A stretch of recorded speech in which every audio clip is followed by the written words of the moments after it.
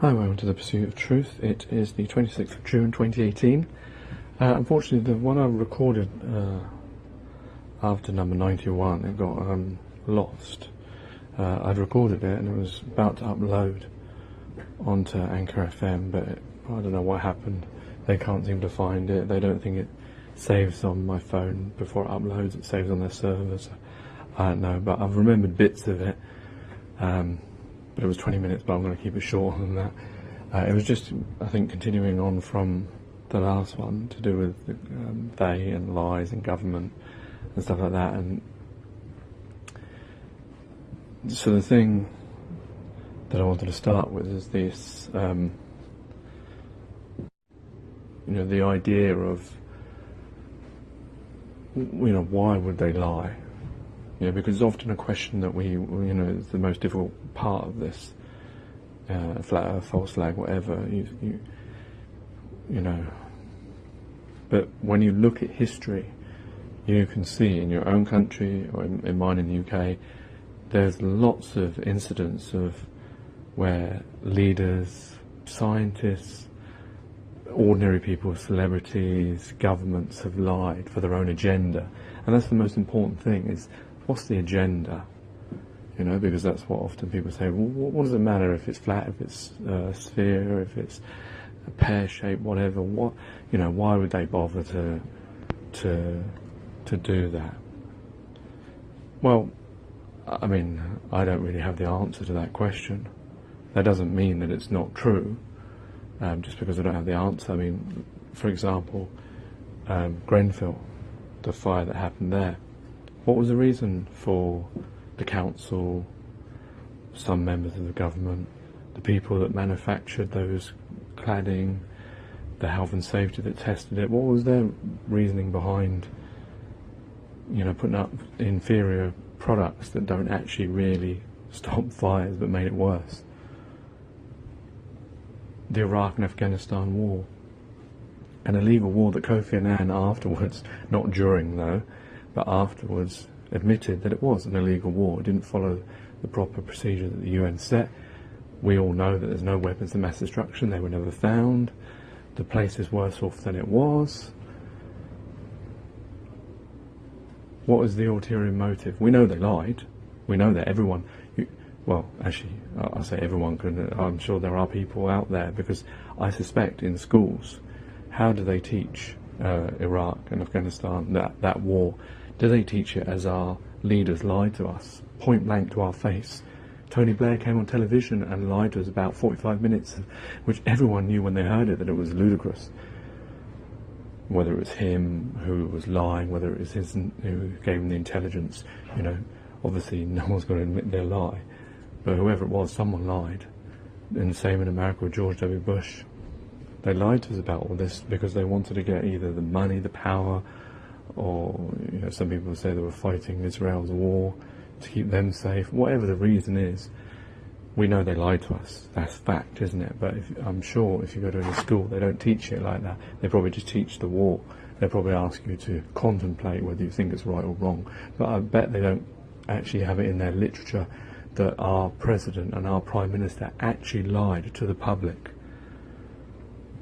So if they can do that, how much blood was lost over that? Not only Iraqis, not only British, Americans, Europeans, other people around the world who fought this war. For what? What was this war for? It can't be regime change, because that's illegal. But it did take out Saddam Hussein, isn't it?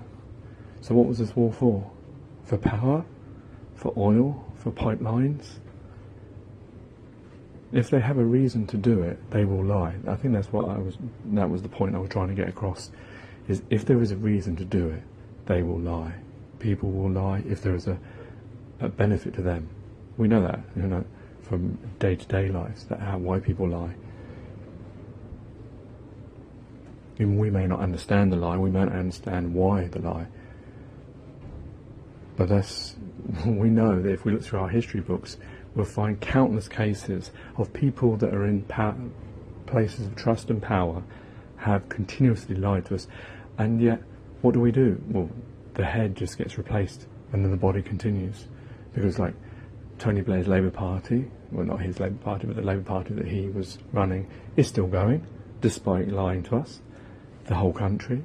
Assume that George W. Bush was a Republican, his party is still going, or if he's a Democrat, then their party is still going. It doesn't stop, does it?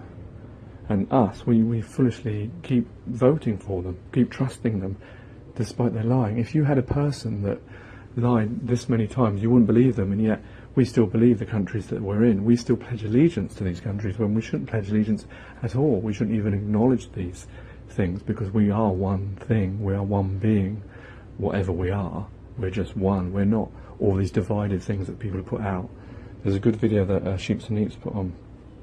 It's called Oh Sheep. It's a movie, and it shows how these two farmers, they have sheep and they want to separate them, and then the sheep obviously want to keep coming together, and they keep wanting to separate them, and then eventually they shave them, but they shave them differently from each other, and then when the sheep notice the difference, they fight each other to the extinction. It's a very, very clever way of showing how stupid we are as a species about splitting ourselves up and fighting each other when we're actually all the same. Very clever way of showing it. Yeah, well, anyway, I think that's all I was really going to talk about. I know I didn't take 20 minutes to do that. I'm sure there was a lot more. I don't think I'm ever going to get that one back. But anyway, that was, I think, the sentiment of what I wanted to get across. That you know, when if you ask someone, oh, do they believe in flat Earth or false flags or whatever, they can't contemplate the ideas, but they know in the back of their mind through any research they've done that we've been lied to many times, and we're continuously lied to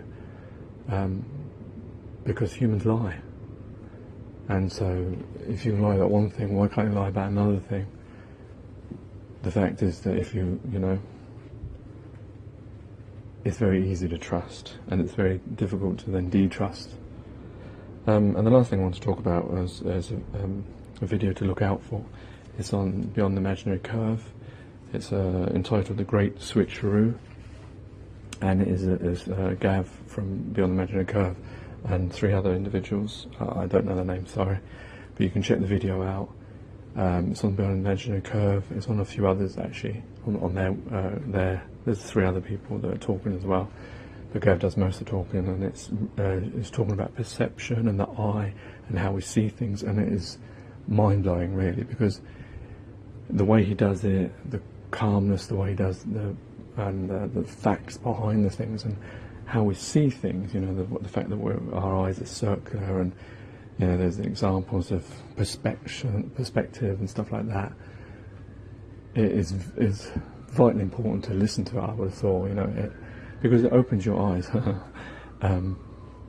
the idea that how we see things is different, and how it can be manipulated, and how we've got to use true discernment to actually understand the things that we're seeing.